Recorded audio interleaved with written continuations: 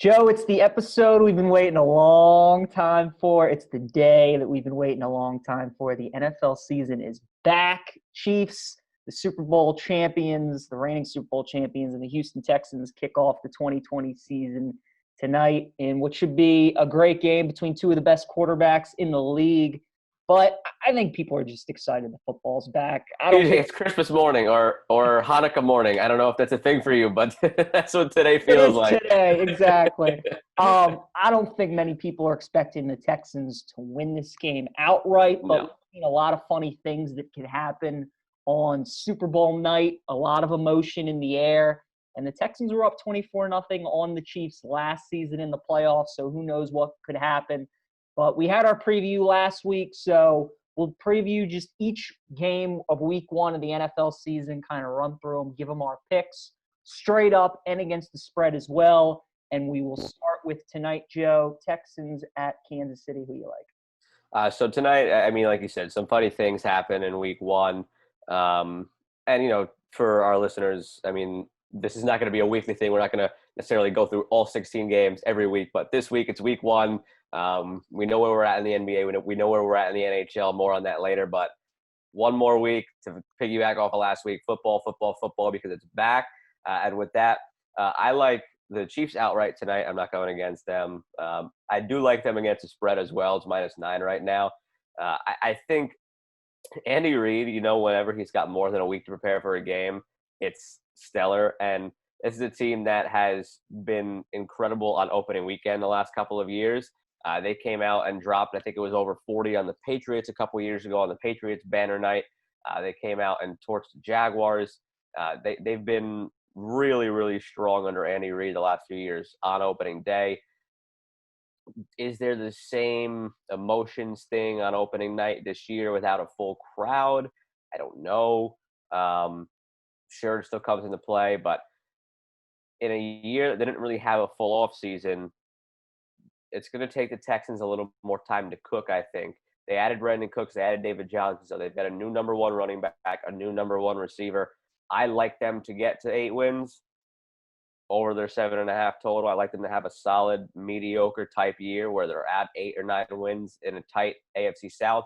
But it's going to take them a few weeks because they've got the new pieces on offense.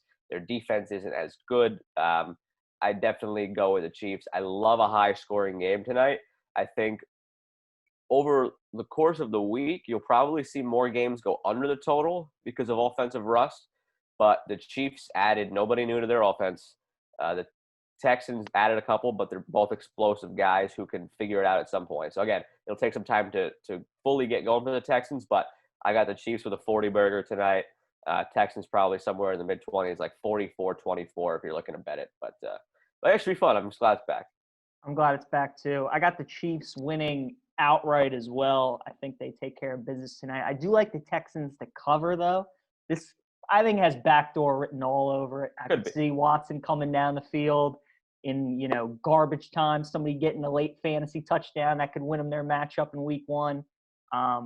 But, I'm interested to see in all these week one games because usually in the NFL, a lot of the week one games are low scoring. But especially with no preseason, it's going to be really interesting to see. I think you're going to see a lot of bad tackling, a lot of missed assignments defensively where you're going to see corners and safeties looking at each other like, oh, I thought you had it. No, I thought you had it. And nobody had it, and it's a 70-yard touchdown. I think that's what you're going to see a lot of tonight with these a really lot good of big offenses. Touchdowns. Exactly. But when you get to a game like Patriots-Dolphins this weekend, to start with a Sunday slate, I don't think you see that as much. I think that's a game where you do see a lower scoring game. You do see a new quarterback and a new team in Cam Newton struggling to find his footing. You see Ryan Fitzpatrick kind of meandering along, and neither team really has great offensive weapons, both more reliant on defense. The Dolphins added a lot defensively this year. Yeah, they did. That's a game where I see it a lot closer. The Dolphins are always pesky the last few years against the Patriots, especially last year going up there and winning in Week 17 and keeping the Patriots out of the bye week, which screwed them and lost to the Titans. Total spread 6.5. I take the Dolphins on that.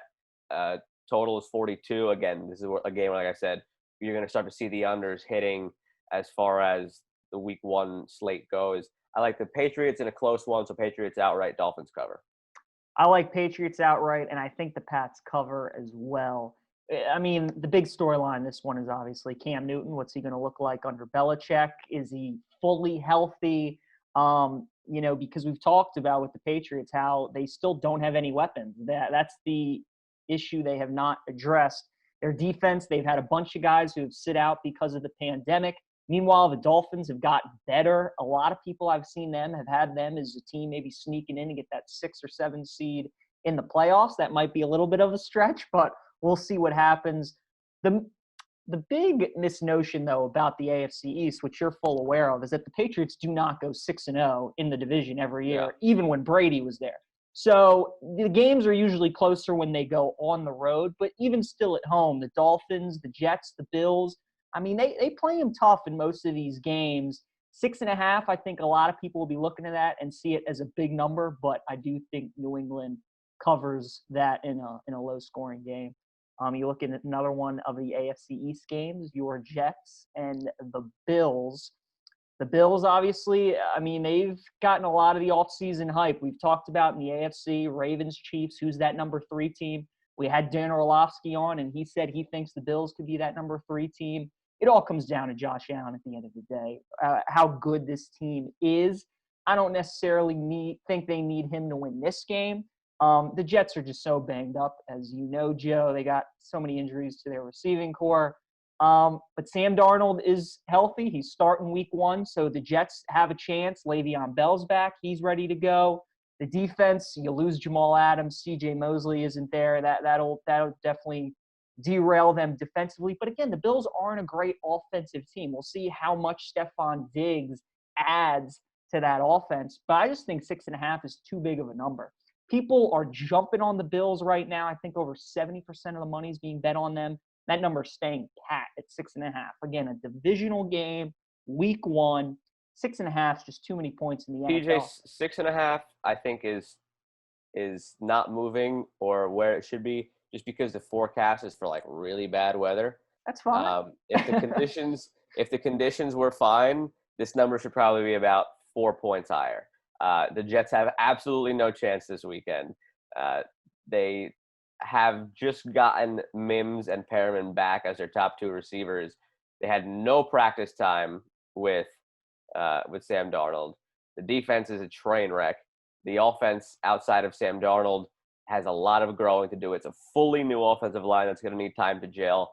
This team could be sneakier in the midweeks. It's not happening in week 1. Give me the Bills outright. Give me the Bills with the 6.5. I don't see any. Okay. I like the Jets to cover, but I do like the Bills out. No positive outlook for my Jets this weekend. But your Ravens, they get a home game against the Browns. 7.5 spread, 48.5 total. You guys have seemed to struggle with the Browns the last couple of years. You can't stop Nick Chubb. I go with the Ravens outright. I'm taking the Browns plus the 7.5, though. I don't know what to expect out of this game. You guys, it's always a mixed bag when you guys play the Browns. It always is. Before they went on that 12-game winning streak, the Browns were the last team that they lost to, and it was at home. You mentioned Nick Chubb. They couldn't stop him. And the Browns are kind of like the Phillies and how we talked about them in baseball and in football. They got all that offseason hype last year. Nobody's really talking about them this year. They got a lot of that team back. Obviously, they have a new head coach. But if Kevin Stefanski does what he did in Minnesota and brings that to Cleveland, expect a lot of Nick Chubb and Kareem Hunt, too. He's got 2 legit backs in that backfield. They add Jedrick Willis to that offensive line, who was great at Bama. So the Browns, I think they keep this one close. 7.5 is too many points. I do think the Ravens win, but this could be a 3 or 4 point game. It's always close when the Browns play them in Baltimore. Seattle and Atlanta, I think a lot of people expect this one to be high scoring. We're going to get that test early on, Joe, the COVID and how it works as Seattle travels cross country to Atlanta. 1.5 point favorites, Seattle traveling to the Mercedes-Benz Superdome. Who do you like in this one? I got Atlanta outright, so obviously I've got them plus the 1.5. I think the Seahawks have done pretty well, actually, as far as West Coast teams go, traveling east over the last few years. But I think this Falcons team is a dark horse. We talked about it in our preview last week. They've got a really strong offense that they added Todd Gurley to as long as he's healthy. They added Hayden Hurst to it. They still have Julio and Ridley, your two Bama boys. The defense is the question mark, which is why we say this game is going to be a shootout. But the Seahawks defense is also a massive question mark. They added Jamal Adams, but they were a bit of a question last year. They lost Clowney. They've got some issues to kind of work out on that defense.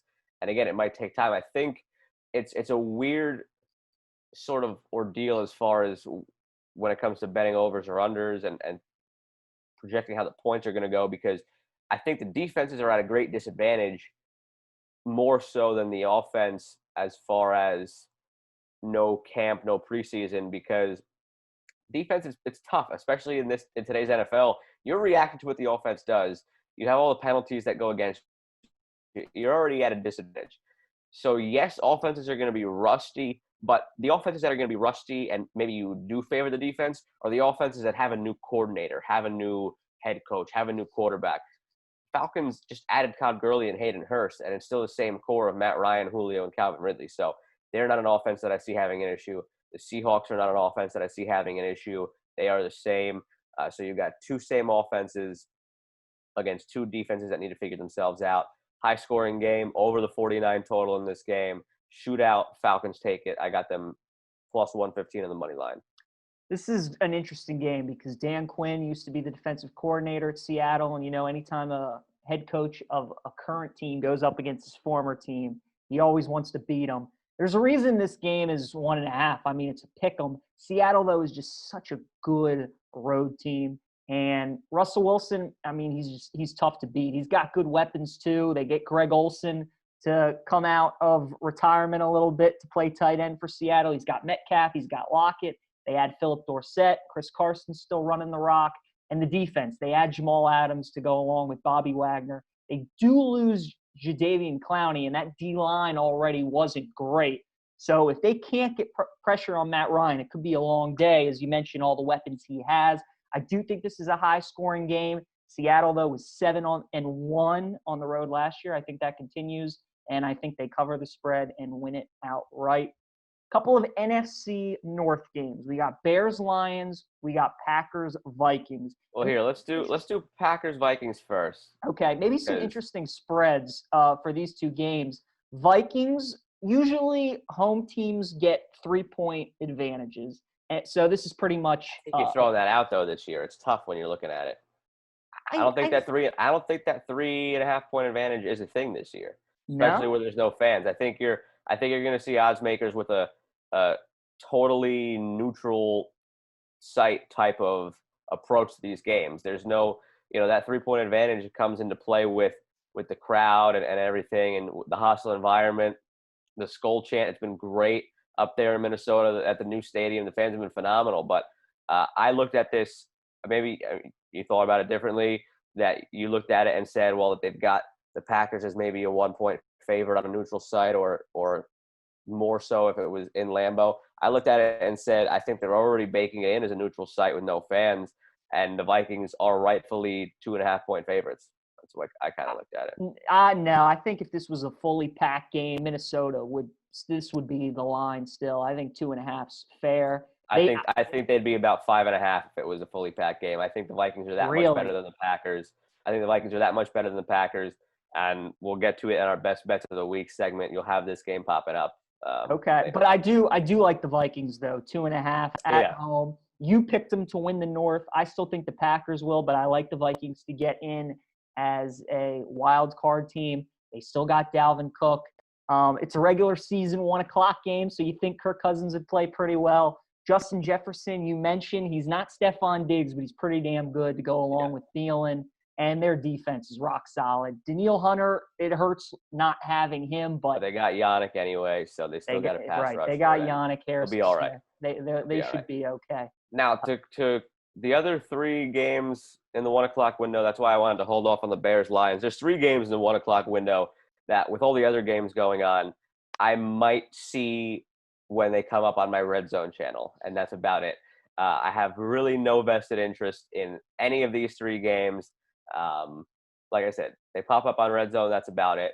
Raiders, Panthers, Bears, Lions, and then Colts, Jags. Those 3 games, Um, I don't think there's much intrigue at all for me. Sure, we'll see how bad Trubisky is in the Bears game. Sure, we'll get our first look at a Matt Rule Panthers team. The Raiders are the Raiders. We know what they are from last year with Gruden. I'm more interested in their first home game to see what that's like. Then as far as the Colts Jags, that one's not really going to – we've got our first game against a team that's tanking. I do want to see Rivers and the Colts, but you can't really get a gauge on them against a team as bad as the Jaguars. So those are the three games I don't really have much interest in at the 1 o'clock time slot. I've got the Colts outright. I've got the Jaguars +8 on a back door with garbage time. I've got the Lions outright and a push on the 3 is what I think we'll see. But I will go Lions, and I guess I'll take them minus the 3 just because if I'm thinking a push with the 3, I think it's going to be a close game. I might as well just take the favorite. And then lastly, the other one, Raiders at the Panthers. I have a hard time picking the Panthers. I wouldn't be surprised if they won. That game's kind of a crapshoot to me. I'll go with the Raiders. But again, those 3 games, I will see on the Red Zone channel. I will see the final score. I'm not really going to pay much attention to those 3. I think you could throw Washington and Philly in there too. Honestly. See, I wanted to save that one just because I like with Haskins, with their D-line, with Rivera last year, how Washington gave the Eagles a run in the first half when they played each other in the opener division rivalry game. I wanted to save that one because I'm kind of intrigued by it, more so than those other 3 games at least. But you could probably throw it in there. The thing that interested me there is the spread has moved from 7.5 down to 5.5 for the Eagles. So there's a lot of interest in that. There is. But I'm just glad Lions Bears isn't the noon Thanksgiving game. Like, please stop. Lions Bears Thanksgiving. I'm with you. I like Detroit. That could either be a push or Detroit by 4, but I do think they win. Vegas and Carolina is a tough one. I think I'll go with Vegas too, -3. Week 1, and again, this is such a weird year, but usually what I've been seeing is that favorites a little bit kind of win in week 1 when it's smaller spreads. So I'm rolling with Vegas. And then Colts Jags, I definitely like the Colts outright. I'm actually going the other way. I think there's a late Colts score to give them the cover and win outright and cover the spread. And then, Washington and Philly, as you were mentioning, it has come down. This is always an interesting game, too. Washington always plays their divisional opponents tough at home. 6 is a big number. Man. I think I want to go with Washington to cover. I do think the Eagles win by a field goal, maybe 4 points, but I do think Washington covers this one. I've got the Eagles outright and the Eagles covering. I've got it at 5.5. I'm not sitting here saying that Washington's going to get blown out. I think they're, like I said, I think with the defensive line, and I think there's some solid pieces, but I think they lose by a touchdown. So. Okay. All right. 6 games left on the schedule. 3 4 o'clock games for Sunday, including the Chargers and Don't care about this. Was I want to see Burrow. I had those 3 that I was throwing out from the 1 o'clock window. And this is the game that from the 4 o'clock window with all the other things going on at the 4 o'clock window. Cardinals Niners should be great. Bucs Saints is the game of the week. I will not pay any attention to Chargers Bengals. I will see Joe Burrow next week. Give me the Bengals as an outright upset. But I mean, the Chargers are such an unsexy, mediocre team this year. The Bengals are going to be a bad team. They just happen to have Burrow, and that'll be fun. But with Cardinals, Niners, and Bucs Saints, it's an all NFC 4 o'clock window. I like the Bengals as well, money line. I'm interested to see the Bengals because I want to see what Joe Burrow looks like. This may be the only time all year we get to see A.J. Green because you just never know when he's going to get hurt. AJ, you got Brady Breeze. I understand that, but that game will go to a commercial. Plus, it starts 20 minutes after the Chargers-Bengals game. All right, I'll give you 20 minutes. You watch a Burrow drive and then you turn it over. But the aforementioned Saints-Bucks game, Joe, I'm actually going with the Bucks outright in this game. The Saints always struggle to start the season. For whatever reason, they just always do. And a lot of it usually is at home. They drop a home game. And I've told you how worrisome I am with the Bucs this year just because of all the offseason hype they've gotten. But I was listening to Peter King the other day, and I thought he brought up a great point. He said the Bucs turned the ball over 41 times last season, and the last team to do that was the 0-16 Browns. So they were a 7-9 team, could have been 8-8 or 9-7. You would have to think a Tom Brady-led offense isn't turning the ball over 41 times. Not at all. Their schedule is tough because of their division. They get the AFC West crossover, which could be some challenging games.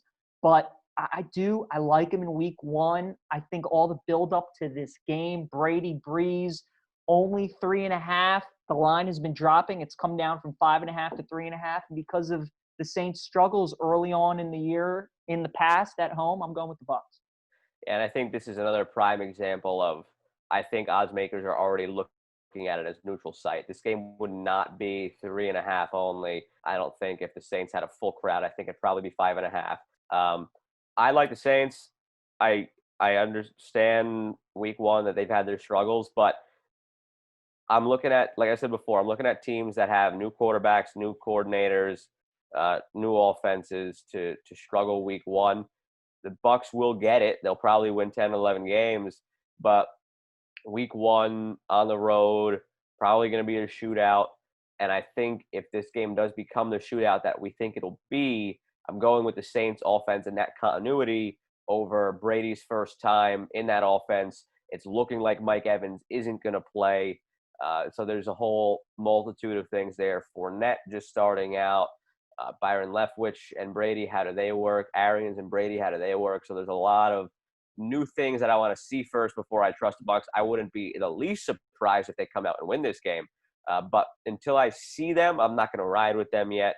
And I'm going to go with the Saints, and I'm going to take them with the 3.5 as well. So I go with the Saints there. The other NFC game, we mentioned the Cardinals and the Niners.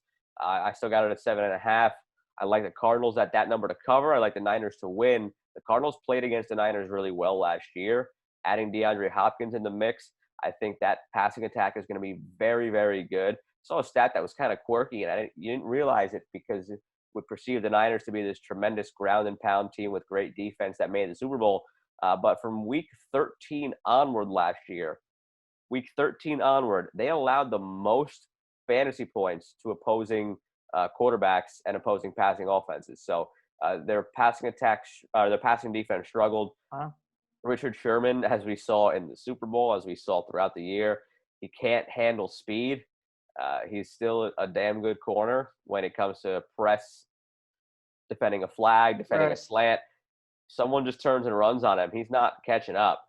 So look for Kyler and DeAndre Hopkins to maybe connect for a few bombs down that side. And I like the Cardinals to keep it close, but the Niners to win in a game that should be a lot of fun, more fun than people probably are thinking looking at the 7-point spread. I think the Cardinals are going to be a fun team. I like San Francisco in this game to win outright and to cover. In week 1, I'm looking at teams that play good defense and run the football because at the end of the day, with no preseason, maybe the passing isn't all there with the timing. I think you got to lean on that. The Cardinals, I think, are one of the teams that benefits the least from no preseason games just because of Kingsbury's offense and the high-octane, up-tempo, shotgun passing nature that it is. You add Hopkins into the mix, not to say there won't be a great offense maybe in week 3, 4, or 5, but right now off the bat to face the Niners, to go up against Dee Ford and Nick Bosa and that D-line and those linebackers, it's going to be a tough task. 7.5 is a big number, but again, I think they found something in Mostert last year in the playoffs, and they're going to roll right through him. Jimmy Garoppolo is a guy, too. I think we talk so much about Dak and what he needs to prove this year. Jimmy G as well, because they really took the ball out of his hands in the Super Bowl when he could have iced that game, and they let that get away from him. So I think they have something to prove, a divisional opponent, and let the Cardinals and the rest of the West know that they're still the team to beat in that division. Joe, 3 games left in week 1. We're getting into the prime time slate. As always, it seems like the rite of passage, the Dallas Cowboys on Sunday Night Football to start the season. They go up against the Los Angeles Rams in their brand new stadium. What do you like in this one? Dallas favored by 3. This was tough. The Cowboys have the hype train, and I'm on it. The Rams are looking to rebound from last year, opening up a new stadium, kind of. It's going to be weird seeing that new stadium open with no fans. I think of all the games around the league, that one might be the weirdest to look at. It's your first Sunday night prime time, opening up the new stadium, and it's going to be the first ever new stadium that opens with zero fanfare. So that's going to be weird. But this is the game that I've wavered back and forth on. Without the benefit of the preseason, I don't know that the Cowboys start strong with McCarthy, but at the same token, they still have Kellen Moore calling the plays. So I guess maybe this is where we'll see, is McCarthy really going to take that back seat and it's Moore, or is it going to be McCarthy kind of doing what he did with Green Bay, where he says he's taking a back seat, but it's really him? If it's really McCarthy, then you might see some issues between him and Dak just right out the gates. Not any issues like McCarthy had with Rodgers. I just mean like little technical glitches, if you will, where they'll have some tough times getting the plays in or whatnot. But if it's Kellen Moore, they have that full familiarity. You don't see that issue. The Rams, on the other hand, I mean, McVay's probably about as well prepared a coach as you can get. I love everything that they did on Hard Knocks. Yeah. I think they're going to be ready. I've really wavered back and forth on this game. With almost zero confidence, I'll take the Cowboys and the 3 points. It should be a fun one, but this is probably my least confident game of the entire week. And I'm going Rams +3. Again, to me, that this is a toss-up. You could really go either way. Each of the 3 times that Dak and Goff have gotten together, they've scored over 52 points. The total's at 51.5. So you would expect a high-scoring game, but again, week 1 with a new coach in Dallas, as you mentioned, you don't know. I do think it helps the Rams that Jalen Ramsey just got paid. So now you can put all that talk to the side, and he'll be ready to go, him and Aaron Donald. I mean, the Rams match up well with the Cowboys on defense because you got Zeke in the backfield, you got Dak Prescott, you got Aaron Donald running up the middle, and then you have Jalen Ramsey who can take Amari away or Gallup or at least one of their receivers. So I like the Rams at home, but this will be a close one. This will be a coin flip for sure. Monday night, the 2 games: Steelers, Giants, Titans. They didn't really do us many favors on Monday night to start this season. They did not. No, the Steelers started out as 3.5. It's all the way up to 6.5 now. Yeah, I think that's about right. I go with the Steelers outright and with the points. The Giants don't have a defense. And the Steelers, their strength is their defense, but their offense is going to be much improved this year with Big Ben back. This to me kind of has, Steelers 31-13 opening Monday night clunker written all over it. Yeah. The Steelers are always a good Monday night team on the road. They just always are. They beat the Bucs a couple of years ago when they got off to that 2-0 start. And when we talked to Pete Hailey about a trivia question that we will preview in a little bit, they took care of business against the Washington football team on Monday night. So they're a good Monday night team on the road. I think they win and cover as well.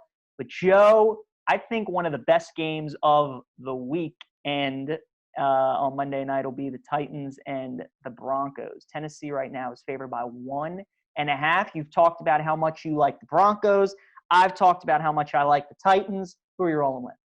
So the Broncos demolished the Titans at home last year. Fangio figured out how to stop Derrick Henry in a way that most people didn't. I think that the Broncos are a team that is going to be a little bit emotionally reeling, though, from the Von Miller injury. That was a big blow for them, not just on the field, but in the locker room and just psychologically we had these high hopes this year to be that sleeper dark horse team, and now Von Miller's gone. So I think that weighs on them. I really do like the Broncos and their offense, though, but again, it's going to take time to mesh. The Titans, with their ground game, with their defense, adding Jadeveon Clowney, I think they come in and eke out a close one on the road, but again, not much confidence in this one at all. We'll have our best bets football segment that we do later on in the show, and I'm just going to let you know that this is one of them on there. Really That's high. Bold. Really high on the Broncos this weekend. Okay. Really high. Mile High is a tough place to play in prime time on the road. I know there won't be any fans, but you still got the altitude to deal with, and it's a tough place to play. Again, when teams are getting a lot of hype in the off season, I just like picking against them in week one. The Titans, but the Broncos are getting that hype. The Broncos are the team that's getting that hype. Not like the Titans. They just got you, David Clowney. You've had Derrick Henry. Who's been talking about the Broncos? Everybody. It's been all over the place on NFL Live, and it's all the talk about Drew Lock, Noah Fant, Cortland Sutton, KJ Hamler, Jerry Jeudy, the offense. You watching some different channels, I guess. There's been a lot of talk about the Broncos. I'm going to keep watching those channels. I haven't heard many people mention. There has been a lot of hype about the Titans. I mean, of course, after last year, but there has been hype about the Broncos as well. So it's close to make it one of your best bets. As we'll see later. My favorite. That's bold, but I mean, the Broncos did shut out the Titans last year, 16-0, and that was with Mariota though, wasn't with? It was. I just double checked. Henry had only 15 carries for 28 yards in that game. So I do think there's some sort of revenge, get that bad taste out of their mouth, and it's going to be tough. Bradley Chubb is just coming back from the torn ACL, and Von Miller's gone. So I think there's a lot of things. Again, the Broncos will be fine. They will be good. They will be a dark horse playoff team, but it's going to take Locke some time, I think, to get on the same page as Jeudy and Hamler and start to kind of really move that ship in the right direction. Well, we'll see what happens. I like Denver. All right, well, that was our preview of week one. Again, we're recording this Thursday morning, so we do have football tonight. It's just absolutely beautiful. Can't wait for that. We got our good friend Pete Hailey, Washington football team insider, talking with us next. We preview the NFL season with him, talk about the Washington football team. Coming up next. Great interview. Pleased to be joined this week by Washington football team insider for NBC Sports Washington, our good friend Pete Hailey. Pete, how's everything going, buddy? It's good, guys. I was looking at your guest list. I was going through your Twitter account, and I saw like Steve Sands, a legendary Orioles broadcaster, Greenberg from ESPN, and I was like, well, they must be getting to the bottom of their list here if they're calling me for episode 15. Like, I don't know how many more are left, but I hope this works out well for you and the listeners enjoyed it. I'm excited to be here. Well, that's, you know what, you might be right. This might be the last one if you're crashing the neighborhood here. Glasser Joe had a good 15-episode run. Yeah, Glasser Joe with the side of Pete, and that's really all anyone ever wanted. And then this will be it from here, and you guys will have to find your next project, but we'll go down together at least. Pete, has the Redskins now fully officially gone out of your brain? Like, do you ever still trip up saying it, or are you full on Washington football team now? I'm able to not say that word when I'm recording podcast shows, when I'm writing. Gotcha. When somebody asks me, what are you doing tomorrow? I'm going to say I'm going to blank skins practice. When they say, have you drafted any people on your fantasy team? I say, yeah, I got 2 Giants, 3 Chargers, and a Redskin. Like, it's the casual stuff is when it slips out, and it's probably going to be that way for a long, long time, just because it's not necessarily I'm like rebelling. It's just easier to say than Washington football team. So there's a line where I can say it in some respects. I should probably stop altogether, but I still say it to like friends, family, and like JP Finley, for example, and we're just BSing. But Washington football team slowly becoming more and more, not normal, but at least something I turn to more often. I totally feel that. I've been trying to get rid of it entirely as well, and I think it'll be easier when they actually settle on a new name and mascot. One of my favorite things that I've seen so far, and I mean, I don't know what else they can do, but if you go on the NFL's website and you click like the week 1 schedule, it lists all the opponents and the games by their nickname, not by their city. So like for this week's, it just says Eagles at football team. And it's so generic. It's like Animal House when he's got this shirt that just says college on it. It's just football team. So they got to move fast on a new name. But it's been a news-filled, busy offseason for the Washington football team, to say the least. And being around the team, what can you say about the tangible changes that you could already sense from Ron Rivera as compared to past coaches that you've seen when you covered the team?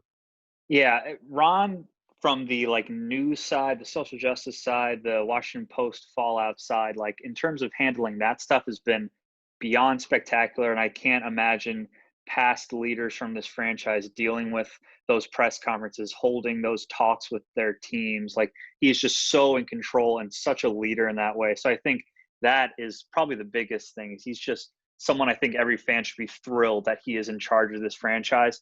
And then football-wise, I mean, we just finished up training camp, and for 2.5 weeks, every day it felt like there was a hit or two where we would look at a reporter to our left or our right and say, is this August or is this October week 8 against the Steelers? Like, they are just smacking each other. And everybody likes to say, yeah, this camp is so physical. This coach is really laying down the law. But with Ron, like, I think it's a real attitude thing where he is instilling this new approach of just every play you need to play fast. I mean, not every single, 85% of the snaps, Dwayne Haskins will say white 80, set hut. And then immediately after, you'll hear Ron Rivera yell, play fast. He's just obsessed with playing fast and hitting people and finishing plays. So he's had an impact all over the place. I hope that people above him and the people around him can take care of the business side and the name side and making the culture better so he can just hone in on football, because I think he can have a huge impact there. But overall, I'm just amazed by what Ron Rivera has done. He's an absolute home run for this franchise. I know Panthers fans maybe are a little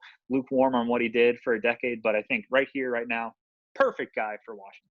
And to piggyback on that, you mentioned all the things that he's come in and done an incredible job with right away, and then all of a sudden he's diagnosed with cancer. How hard did that hit everybody when that diagnosis broke?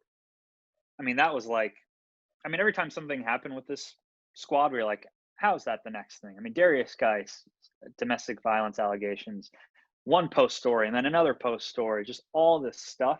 But when the cancer thing hit, you're like, no, this like cannot be real. Like, an NFL head coach getting cancer after all he's dealt with, like, that's a whole nother level.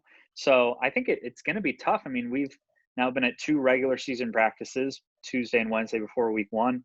He wasn't there Tuesday, and Wednesday when the media was allowed to be there, he wasn't there. He showed up after, but like, I don't know much about chemotherapy, and I don't know a lot about coaching an NFL team, but I know both of those are incredibly intensive tasks, and to do them both at the same time, it seems damn near impossible. So I think that's going to be something he clearly has to battle and balance all season long. There might be times where he's not able to coach a game or something, and they have a plan in place for that. But the cancer diagnosis, I mean, it like made me feel ill just because I've gotten so much respect for him in a few short months. So I just hope he's okay, and he's got a good family and a support system. But that matters way more than any other stuff he's had to talk about, clearly. No question. And you talked about Geis. I want to talk about the running backs with you a little bit, because AP, that news when he got released, I think was a pretty big shock to most people. They came out yesterday with the depth chart. It said J.D. McKissic was the starter. People thought Gibson would be the number 1 guy. You got Bryce Love in the rotation. So from what you've seen in practice, just kind of your gut feeling heading into the Eagles game and throughout the season, what do you think the running back rotation is going to look like? It's going to be all of them. Like the depth chart, Ron said, it doesn't matter. I was forced to do that, basically. And J.D. McKissic, we told him on Zoom yesterday, like, hey, man, you're the number 1 running back. And he's like, that's news to me. I had no idea. So don't read anything into that. I think it's going to be a lot of Antonio Gibson. He's going to catch a ton of passes. I think he might catch the second most passes behind Terry McLaurin this year. JP Finley and I have a bet. Will that be McKissic or Gibson? I took Gibson. It's going to be like a $10 bet. It's going to mean nothing, but we're going to really care about it all season long regardless. I think Bryce Love can turn it on maybe in the second half as he keeps getting used to his knee recovery. He'll build back. Peyton Barber, I'm not exactly sold on him, but Ron seems to like him, even though he seems relatively average. So all 4 of the dudes will be involved, but Antonio Gibson, I'm drinking the Antonio Gibson Kool-Aid. I've got him on a fantasy team, so yeah, I'm with you. I'm all in, but they don't have Christian McCaffrey, obviously, but they have a hole to fill on that offense for McCaffrey's production, and they're going to use all those guys to try and do so. Now, Alex Smith worked his way back, which was incredible, especially to anybody who saw the ESPN special. I can't get the images of his leg or what was left of it out of my brain after I've watched that special twice, and it's remarkable that he's gotten to where he is. Do I think he should ever take another snap? No. Does that mean he won't? No. And therein lies my question to you. Under any circumstance, do you see him getting any playing time this year, whether it's backup, starter, or whatever?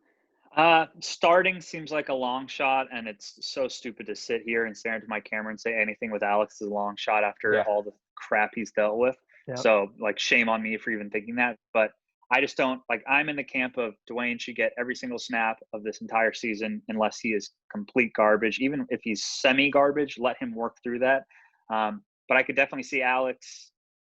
I don't know if it'd be mop-up duty or a ceremonial thing, or they're I think a 4 and ceremonial 10. thing is guaranteed at some point. Even Yeah, if I it's would for a think kneel so. down when the Washington football team plays and beats the Panthers later on in the year in Rivera's revenge game, like he will Right. at least take a kneel down somewhere. Yeah, I think kneel down is safe, and I think I don't know if they'll ever blow anybody out, but if they are, maybe instead of going to Kyle Allen for the fourth quarter, they'll let Smith play. Again, I'm like you. I don't know if he necessarily should, but I'm a nervous person who gets scared to do a lot of very basic things, and he's a courageous NFL athlete. So I do expect to see him on the field at some point. I just don't know if it'll be really significant, like it's 7-7 in the second quarter and he's there for a reason. I just think it'll be more to let him check that box. Could you imagine if he scores a touchdown? I mean, Incredible. that would be. Be awesome. I'll weep. I'll weep at Everybody the press will. box. Everybody will. Oh, everybody will. Pete, the protocols, you've been at training camp. I'm sure you had kind of an idea of maybe what it would look like, but now that you've gotten to see it firsthand, what's it been like? It hasn't been that weird, honestly. I mean, we walk in, get our temperature scanned, wear a mask, stand kind of far apart from people, and then you walk out and you wash your hands and it's fine. And then we were at the stadium for a scrimmage, and I mean, we got to park way closer than we normally do, which I was fired up about. We got to walk right up to the press box instead of through crowds and all that stuff. So, like, for our job, the access is obviously different. And I think to fans on the outside, it may not seem that adjusted because you'll still get game stories, you'll still get quotes from players, but you're going to miss the little details of us being in the locker room and seeing the guy at his stall, super angry after a loss, or you'll miss seeing the interaction between a coach and a player in the hallway just because we won't be there. So from my end, I think the quality will fall off a tiny bit, but for most of the fans, I don't think these protocols will take away from their experience at all. And it's not too different actually going to the events either. Pete, your quality never falls off. Don't say that about yourself. I hope some boss is listening to this and agrees with you. I like to think that I bring mostly quality, but like today, I wrote a story about not a second string linebacker, but a fringe starting linebacker who had just finished up Breaking Bad. And I thought it was incredibly interesting. And I tweeted out, and 2 minutes later, somebody responds, "Slow news day, huh?" And I was like, honestly, yeah, I wouldn't be surprised if a lot of people were pissed to see that story on their timeline. Like, the season's starting, and you're writing about Kevin Pierre-Lewis's reaction to Breaking Bad? Like, what the hell is wrong with you? So maybe that's bad quality, but I don't know. I think it's interesting to myself. All right. Well, last question before we get into the 2 rapid-fire segments we like to do. Well, 1 rapid-fire segment that we've done with all our guests, but like we did with Chris Miller when he was on, we'll do with you. We kind of make it into 2. BJ will have more on that in a moment. Now, we've already talked about a couple of guys, but who's your biggest fantasy sleeper outside of McLaurin or Gibson who you might recommend taking a late flyer on? So I'll go even deeper than that. I don't know if this person should be drafted at all, but I think I could see him emerging in a couple weeks. That's going to be Logan Thomas at tight end. Tight end is always a spot where come week 5, week 6, most of us are just desperate.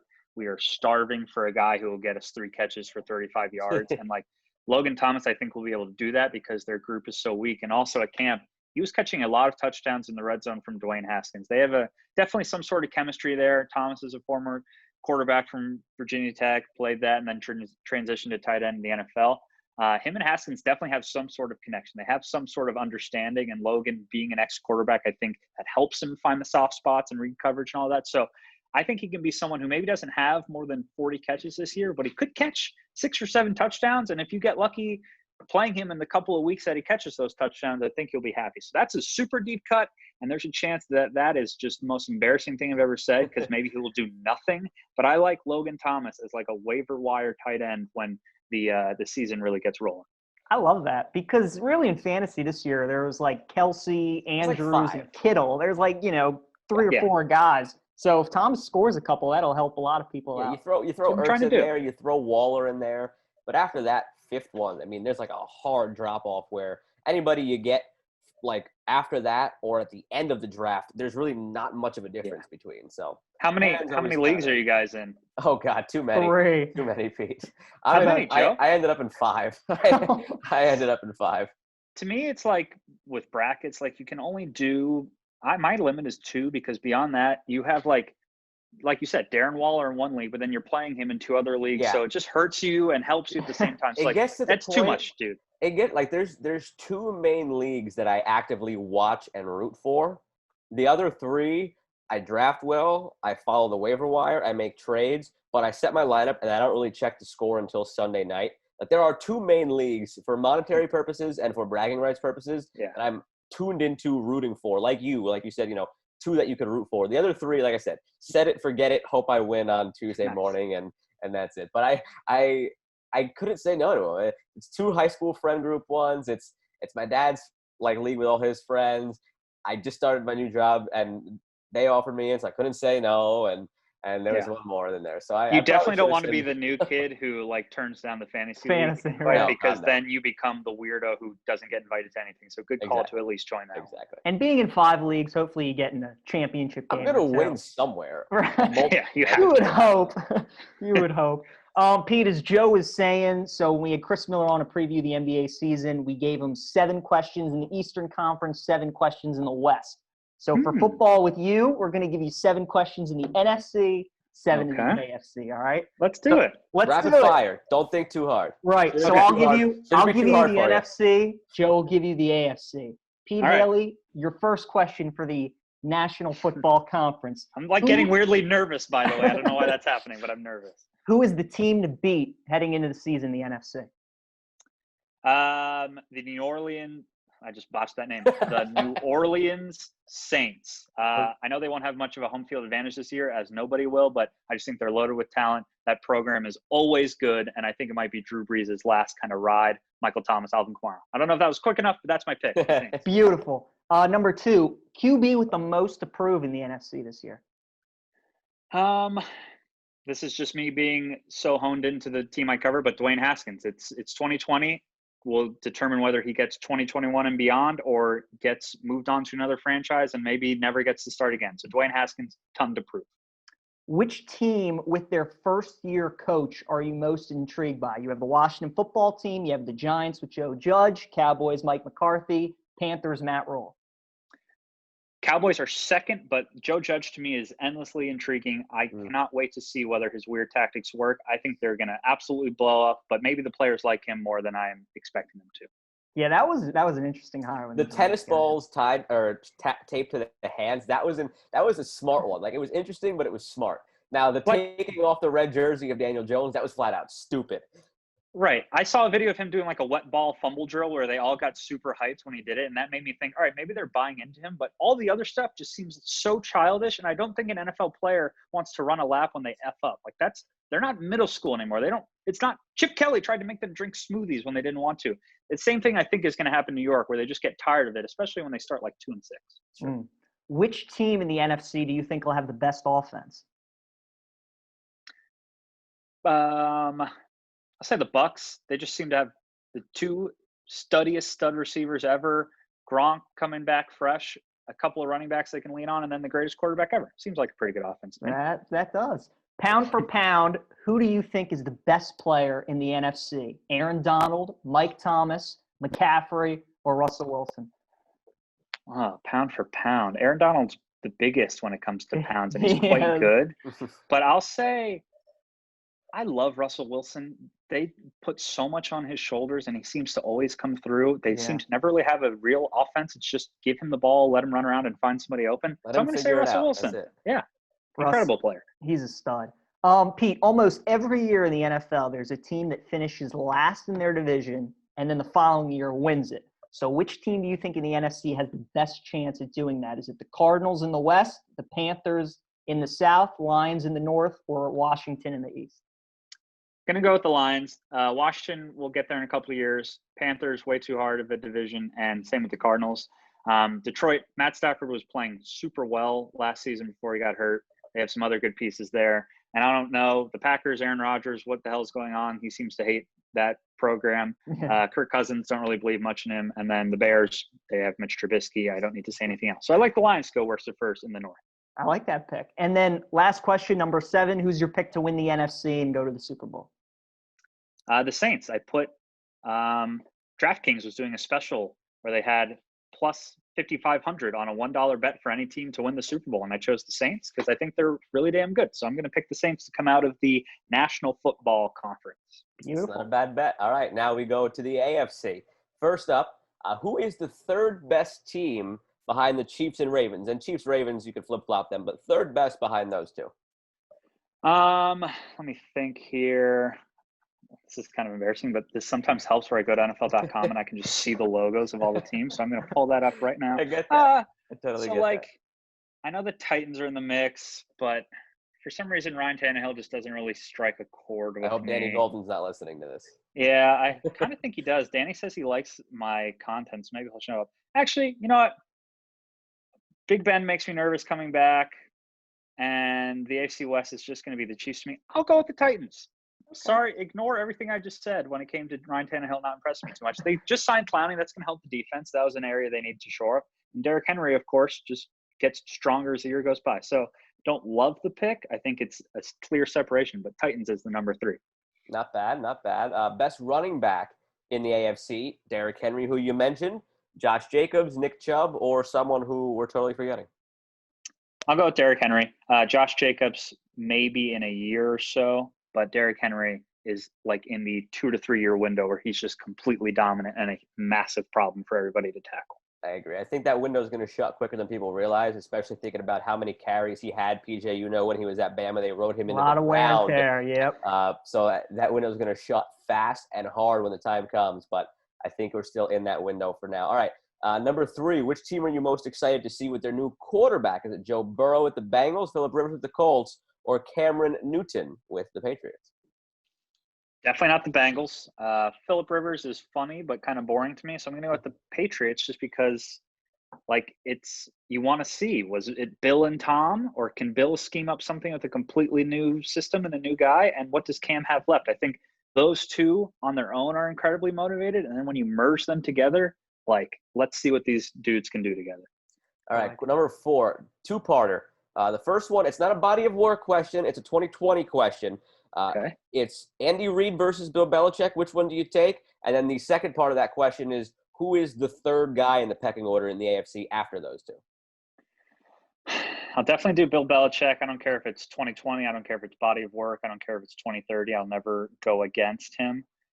Beyond those two, I think Harbaugh, is pretty proven. Cutting Earl Thomas, that was a move that so many people wouldn't make, but he just knows and has a pulse of his locker room and did it to show the rest of his team that he will listen to them. I think that kind of stuff is impossible to quantify, but means a lot. So I'll go Harbaugh as the third best coach. All right, number 5, who's a team in the AFC that you didn't make the playoffs last year, or you could see making the playoffs this year, especially now that you've got the 7th team in there? I'll go with the Browns. Maybe last year was the overhype year and then they fell on their face. And this year now they're kind of coming back to earth with expectations a little bit. Now they add a couple more pieces with Austin Hooper, et cetera, and it finally clicks. So the spotlight is, still on them because of Baker and Odell and all those guys and a new coach, but it's not shining as bright. And I think that will help. Even though they're in a tough division, I can see the Browns sneaking in as a playoff team. All right, number 6, rookie quarterback that you think will have the best career, Burrow, Tua, Herbert. Tua is, I'm a very risk-averse GM in my head, so I'll never take anybody with any injury history. If you stubbed your toe in the past, you're going to fall down my draft board. So no Tua. I'm going to go with Burrow. Justin Herbert, I'm not plugged in college football, but I have a lot of people who were plugged in tell me that he's like a physical freak, but not necessarily there mentally or able to. He's my new Mitch Trubisky, personally. Yeah, so I'm going to go with Burrow, and I don't necessarily think it will be that close either. Okay.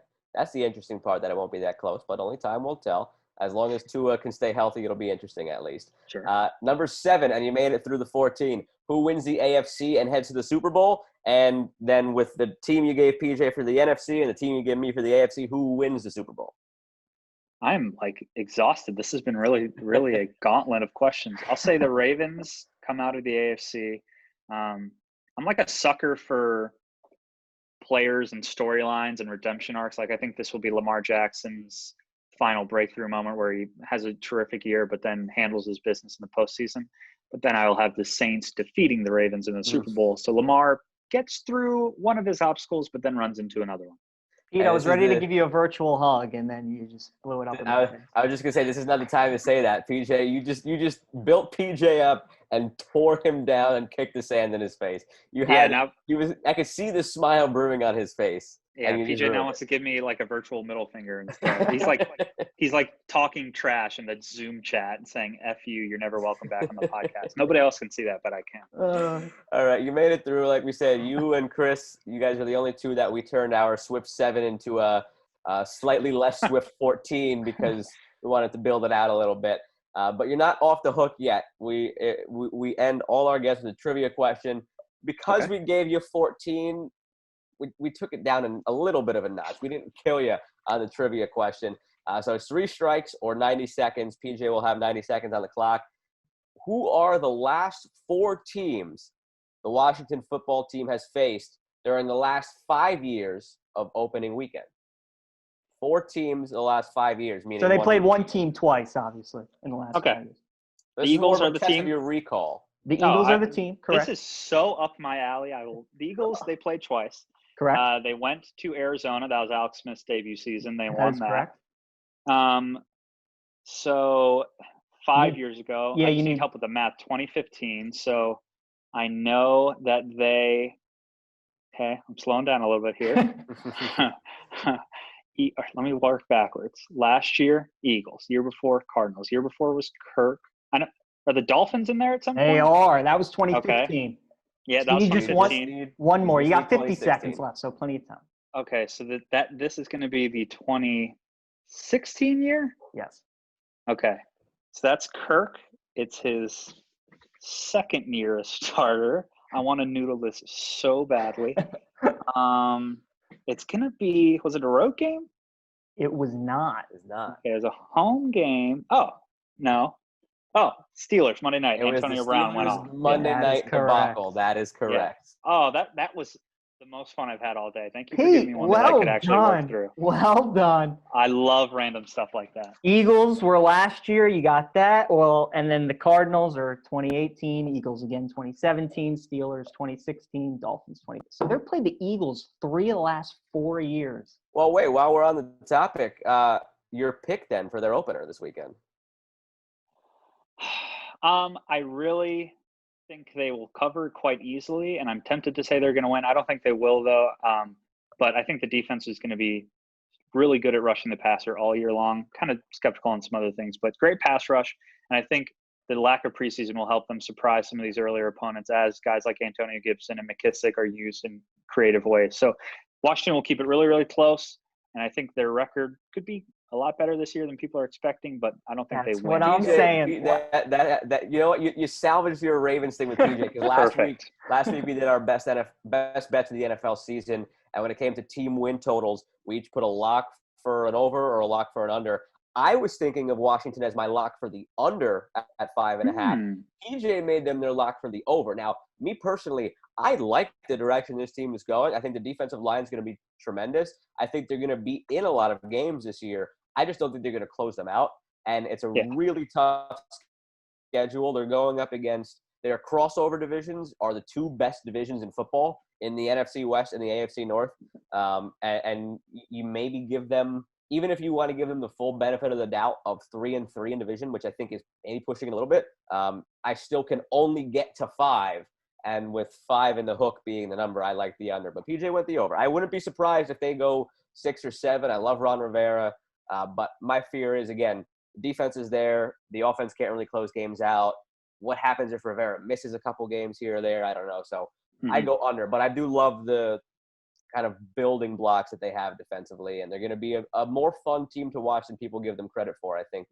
They could be like the Dolphins were last year in that, well, I don't think people think that the Washington football team was going to be winless, like they were picks for the Dolphins to go winless last year. Right. But it's going to be week 12, and people, I think, are going to look around and say, I didn't realize they had 4 wins and were actually competitive. I think that's what they can kind of be.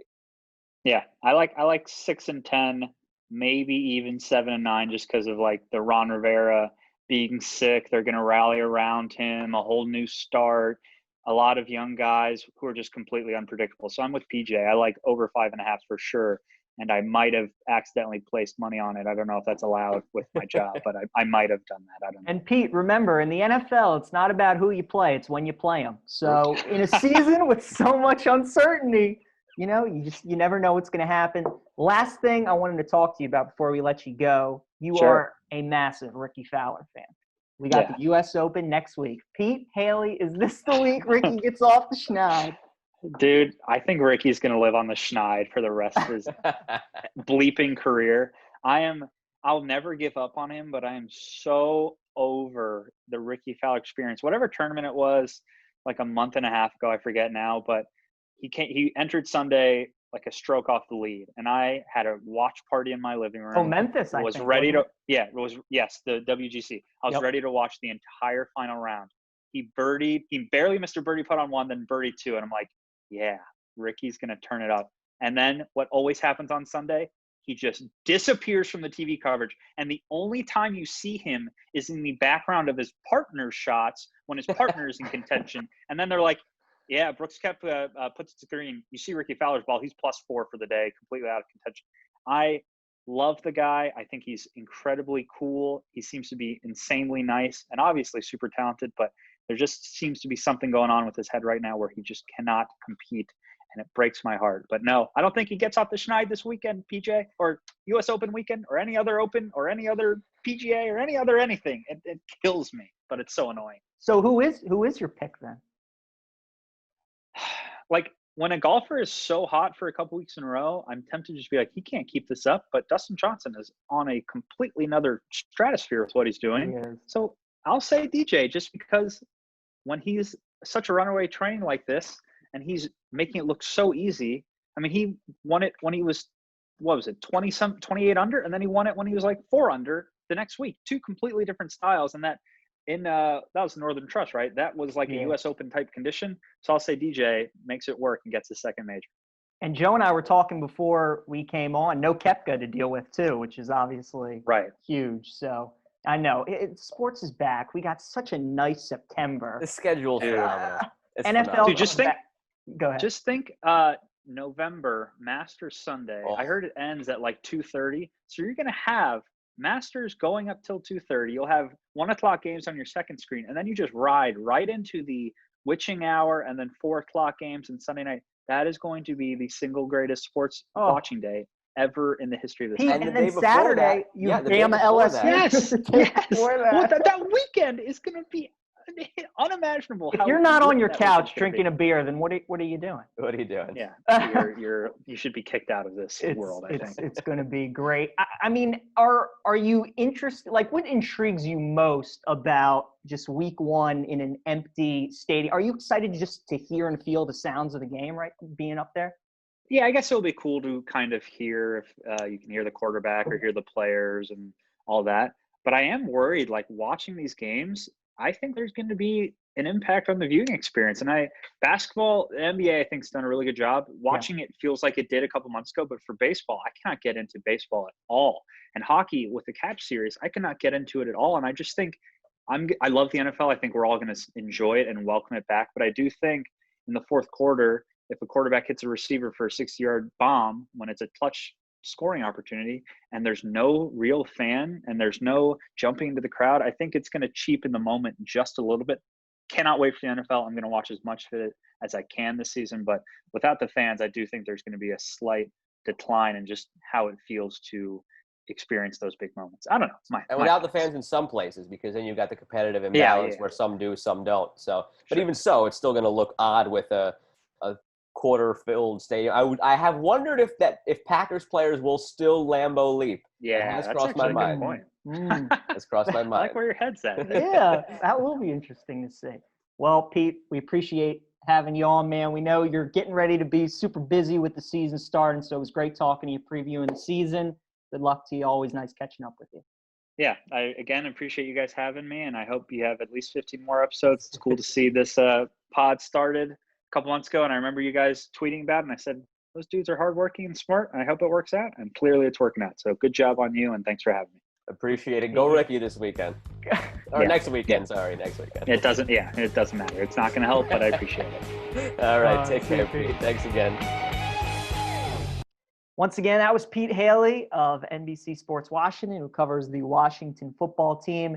Joe, we've talked about it a little bit, but it's nice. We used to work with these guys, so it's nice seeing them doing this podcast. We haven't seen Pete in, 5-6 months, of course, due to the pandemic. So it was great talking to him, and I absolutely loved it. Well, I loved it when he picked the Ravens to go to the Super Bowl. I was all ready to give him my virtual hug, and then he picked the Saints to win, and I slapped that away. But then he came right back and he said the Washington football team, he likes them to go over 5.5. Expect him to say. And I Pete, I knew I liked you. That's what I like to hear. So, of course he had to say that. I guess he's got what's it?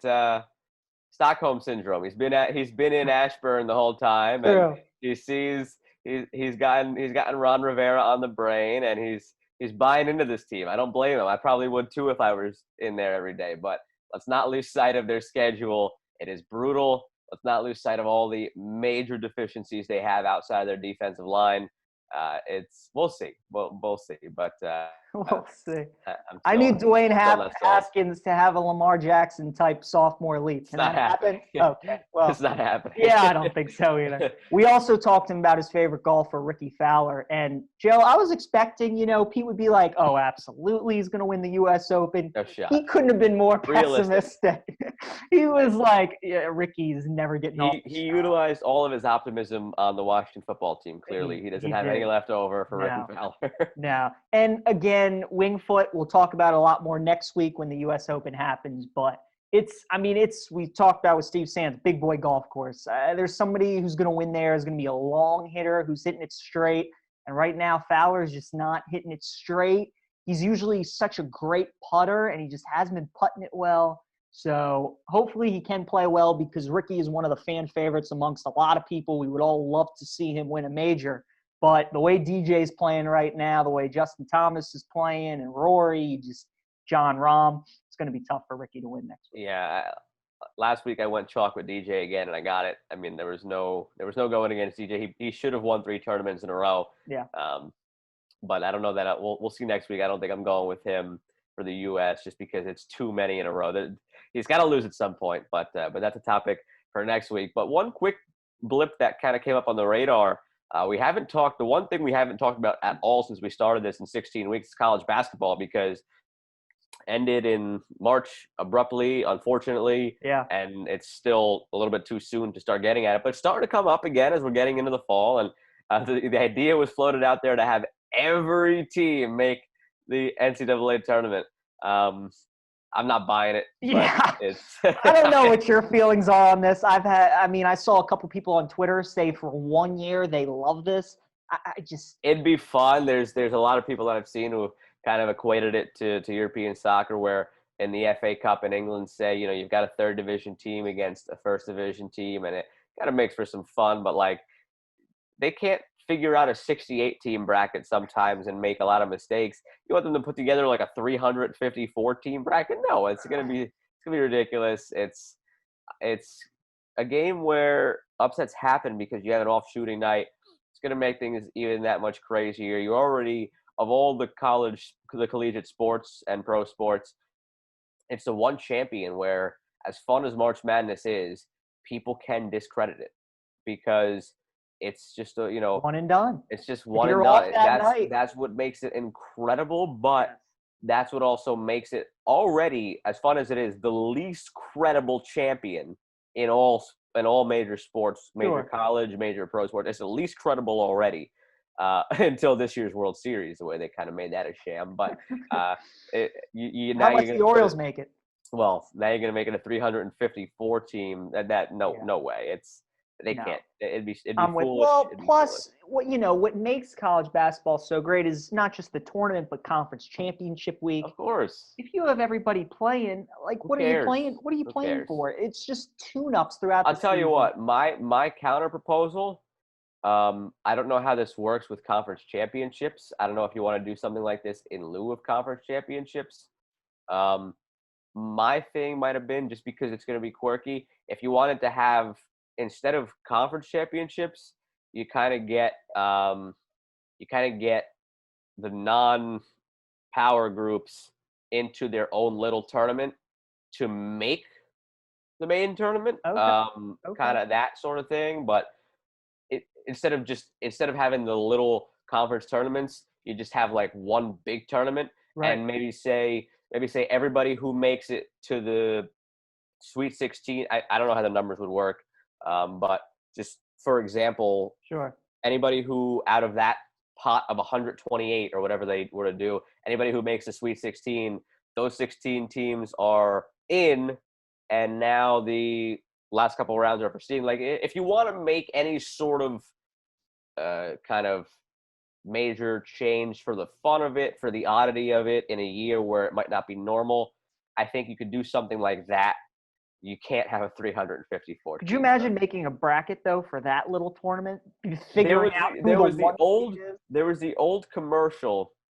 I can't remember what brand it was. I don't know if it was a March Madness commercial or if it was a Buffalo Wild Wings commercial. I want to say it was a Buffalo Wild Wings commercial where the joke was they doubled the size of the tournament, and it was like, everybody's in. That's literally what it would be like, and no.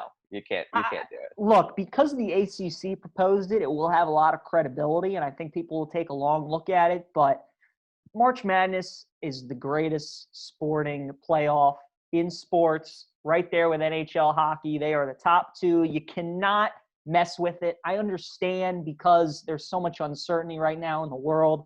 You have to look at everything. But hopefully when the dust settles, again, the season's not starting for another couple months. You got time. Don't do anything crazy. The tournament's beautiful the way it is.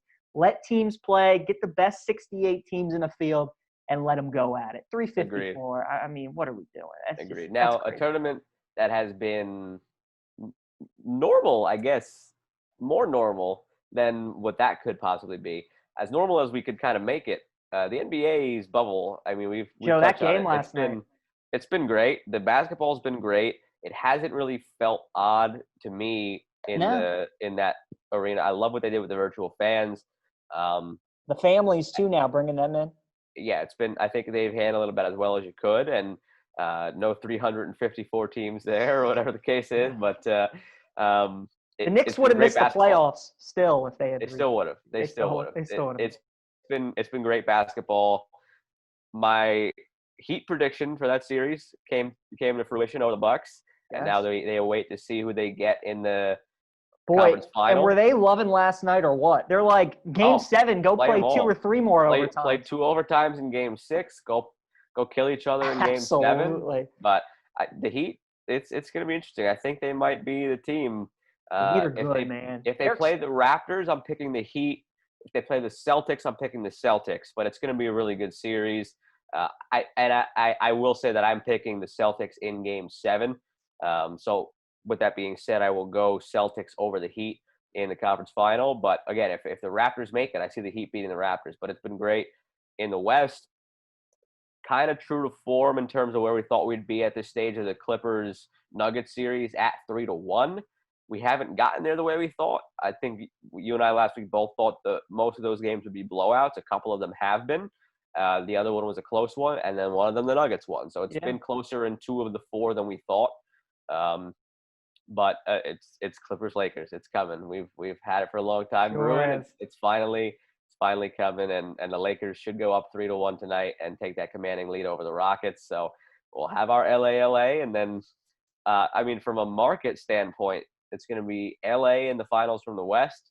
It's going to be possibly Boston or Miami from the East. Yeah. It's going to be a really good big-time markets in terms of TV markets. So absolutely. You know, LA, I'm with you. The Clippers are going to beat the Nuggets. The Rockets, though, have been leading all 3 of the games heading into the 4th quarter. So if they can figure out a way to close out games and not let Russell Westbrook shoot the ball, got a chance to make. LeBron's just going nuts, though, right now.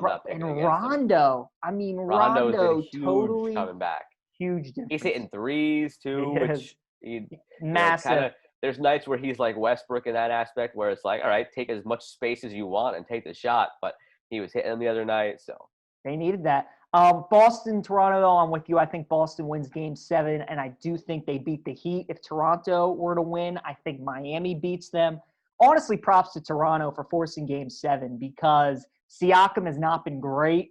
And without Kawhi, they just don't have enough offense. But through Yeah. pure heart and will and just the refuse to lose with Lowry and Van Fleet, who are both just winners. They have forced the Game 7. It's reminded me a lot of the Thunder Rockets series, where the Rockets right. you knew were the better team pretty much every night. Thunder but just have so much heart. Thunder just kept plugging away and got it to the Game 7.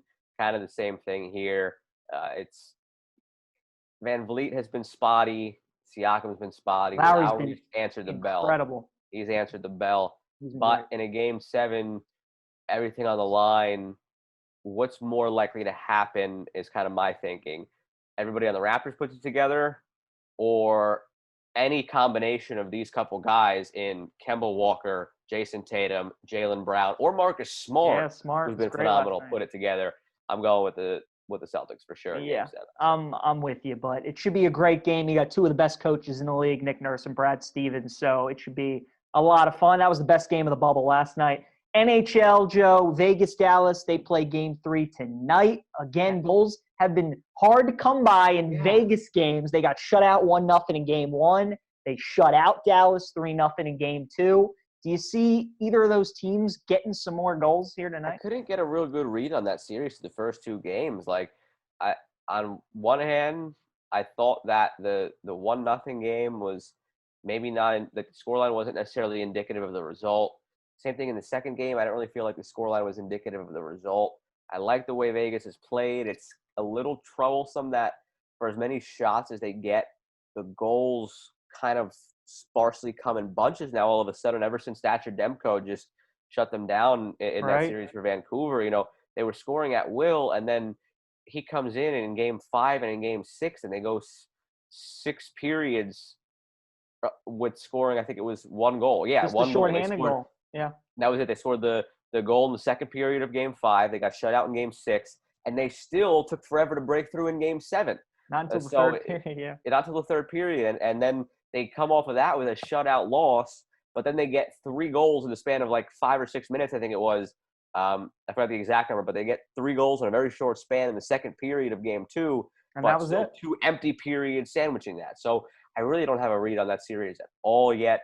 I like Vegas in Game 3 just because they have been the aggressor, and you figure maybe the goals start coming at some point. But I don't know. Dallas they plug the neutral zone so well, and again, Vegas is just, they've shown it. Like their goal output, regardless of their shot output, could just disappear. So I like Vegas, but the other side of it, the Islanders, that was a gut punch last night. The Lightning have dealt 2 gut punches to the Islanders, and they are 2 totally opposite gut punches. You've got an 8-2 shellacking, and then you've got a 2-1 win where you scored with 7.8 seconds left. 1,000 I'd rather lose 8-2. I'd rather lose 100%. Without Killorn and Point, the Islanders knew they had to get last night's game. It was 1-1, looking like it was going to OT. And before Kucherov's goal, Tampa Bay had 2 great looks. 2 great looks. They couldn't get it. You're thinking, oh, the Islanders are going to survive it. They throw one on goal. Great play from Ryan McDonough. They had mentioned it on the NBC broadcast afterwards, and I was saying to myself, what are you doing that far in the corner? But then I was like, oh, that's a genius play, because I'm caught up in the action, zeroed in on the action. I didn't glance up at the clock and realize at that point that there were only 8 seconds left. Yeah. So he knew. They mentioned it on TV. I'm not going to take credit for this. It's not me. I think it was Hanson Carter who brought it up. But it's so true. Like the wherewithal as a defenseman to know I can take a risk here and come all the way up in the corner because I know that there's not enough time for them to get it and go back up the ice. Mm-hmm. So I'm just going to sell out here. And then the pass he made, no look through 3 defensemen on the tape to Kucherov backdoor. Incredible play. I got a friend who's an Islanders-Mets fan. That's a popular combo. What a 20-minute high to low they went from, earlier in the hour, seeing that Conforto catch, maybe catch of the year. Pete Alonso homer in the bottom of the 8th to get the W then in the top of the 9th to Edwin Diaz. And then 20 minutes later, you have that happen. So the Mets season may be saved in that sequence, and then the Islanders come out and do that. The Mets-Islanders fans, of which I am not, Mets-Rangers for me, as we mentioned, the Mets-Islanders combo had a very interesting half an hour last night. They did. Now, that Conforto catch was ridiculous. Tampa, though, it's their year. Tampa, all the way. I go back to that 5 overtime game against Columbus. Once they won that, and they're like, okay, we've gotten through this team. If they would have lost that, they might have lost that series. I'm with you. But That's much how like the Caps needed to beat Columbus in Game 3. That double overtime goal to propel them. It was the same thing. Once they got through that, I think you saw the kind of the weight that was lifted off the Capitals when they beat the Penguins that year, when they finally overcame those demons. That was what I think you saw with the Lightning. They were very tense in that first game against Columbus. Even after winning that 5 overtime game, they were tense in the next couple of games of that series too. They got through it, but they were tense. But once they fully got past Columbus, I mean, they have been clicking on all cylinders, and they're a train that I don't think is getting stopped by anything in this postseason. And they've got a commanding 2-0 lead, and it's probably done. It's probably done. I'm with you. Before we get into trivia to end all our podcasts, as we always do, again, as I mentioned, we'll do our top 5 favorite football bets. So this can be a combination of college and pro. We'll start with our 5th favorite bet, and we'll work all the way up to 1. So we'll trade off each bet, Joe. So I'll start with 5, and then you give me 5, and so on and so on. So my 5th favorite bet of the weekend, Joe, is actually your New York Jets, plus 6.5 versus the Bills. I need some of whatever you've been on the last week, PJ. Because it's a rivalry game in week 1, I know the Jets defense is so banged up and such a disaster. But again, the Bills offense really is nothing special. I don't trust Josh Allen. Stephon Diggs might take him a couple weeks to get adjusted to the offense. They don't know who their true number 1 running back is, so maybe they're trying to get a committee of guys adjusted.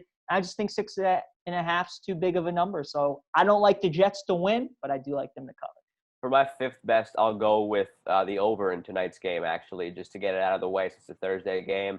It's 53.5. Actually, it just moved since we started recording to now from what it was. It's 53.5. Okay. I don't see any problems with that. 53.5 in a game that I think the Chiefs are going to score 42. So basically, you're banking on the Texans at least getting 2 touchdowns, which I think happens. So give me the over in tonight's game as my number 5. My number 4, I'm going to college football. It's the only college game I got of the weekend. Syracuse plus 23 versus North Carolina. North Carolina, it's been much talked about, Sam Howell, and you know about Trevor Lawrence. You know about Justin Fields, who won't be playing this year. But all of a sudden, Sam Howell's starting to get all this media attention, and people are talking about how UNC could be that team to challenge Clemson along with Notre Dame. And week 1, 23 is just too big of a number. Syracuse did not have a good year last season. Their defense wasn't good. Their quarterback, Tommy DeVito, wasn't good. But Dino Babers is still a good coach. They won 9 games the year before. And, you know, if you're telling me Syracuse can lose 45-24, they can lose by 3 touchdowns and I'm still a winner, I'm on board. So give me the cues. I've got another college game for my number 4, and I'm going with a favorite. And it's a favorite that Tim Murray, if he's still keeping tabs on us after he was a guest a few weeks ago, will be happy with. Notre Dame is minus 20 at home against Duke to open up their official ACC residency, even though, again, they've basically been an ACC team in the last few years. Officially, though, for the first time, ACC painted on the field. I think they want to make a statement that they're, for their 1 year only, a force to be reckoned with in the ACC. I've never been a big Duke guy. I mean, they are always that team in the ACC that I feel like people pick them to, they're going to be a surprise 6-6 or 7-5 and make a bowl game and have a chance in that division. And then they come out and they're like 4-8. On the road at Notre Dame. Notre Dame is a notorious slow starter to a season as well. But I think just kind of everything coming together. Ian Book is a sleeper Heisman candidate. Again, at home, looking to make a statement. Big to have minus 20. So, because I think this is a 3-touchdown game. I've got this game at something like 35-14, something along those lines. So I'll take Notre Dame minus 20. I really like that this week. My number 3, I hate picking against my team. I really do. But 8, 7.5, 8, whatever you can get it at, too big of a number. I like Cleveland to cover. Again, when the Ravens play, whether it's the Steelers, the Browns, the Bengals at home, it's never blowouts. They're always close. And in an NFL Week 1 game with no preseason between divisional teams, 2 maybe playoff teams, 7.5, 8's way too big. So give me the Browns to cover as my third favorite. I like that.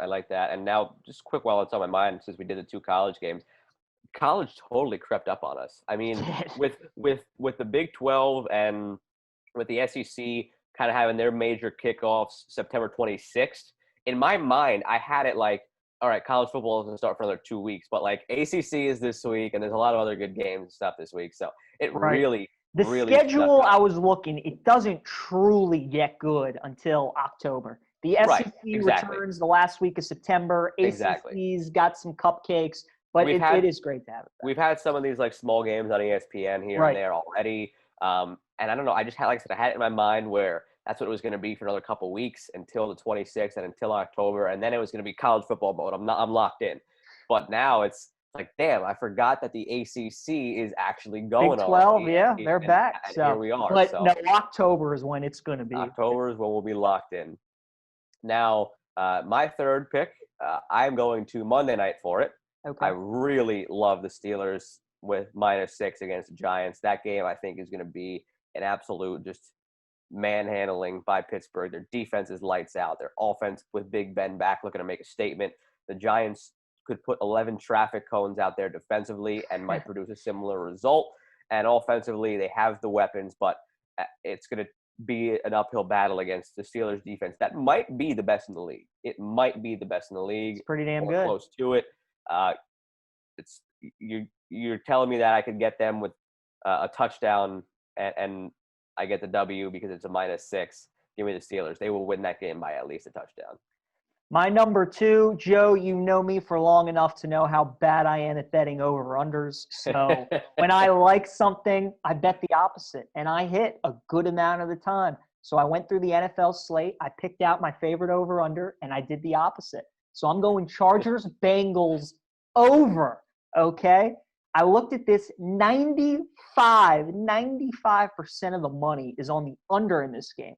And it makes a lot of sense. Tyrod Taylor, very conservative quarterback, playing in his first game as starter for the Chargers. Joe Burrow, obviously a rookie with no preseason. You have no idea what he's going to get. The under makes a lot of sense. It's dropped down from 46 to 42, but not for this guy, baby. We're going over. Chargers-Bengals is my favorite. It's my second favorite play of the week. All right, so here's where we can have a little bit of fun here, and it's not necessarily like my second lock of the week. It's my second favorite bet because of the value of it. Okay. And like I said, it's where we have a little fun. A Falcons-Bengals moneyline parlay is my second favorite play of the week. Okay. I told you it's not my lock. But it's my second favorite play of the week because I think it's kind of under the radar. You get really good value. I like both of those teams at home. We already talked earlier on about the Falcons and the Bengals, and you get 4.5 to 1 odds on it. So I like the Falcons-Bengals moneyline parlay. I like it. Favorite play of the week. And my number 1, I've already told you think I'm crazy, but I'm rolling with Denver, Rocky High. Broncos money line. Right now, they're dogs by 1.5. If you want to, you can take them as plus 1.5, and if they lose by 1, you're still a winner. I'm just taking them straight up on the money line. Mile High is a tough place to play in prime time on the road. The Titans got a lot of hype around them. Now with Jadeveon Clowney signing him, even more so.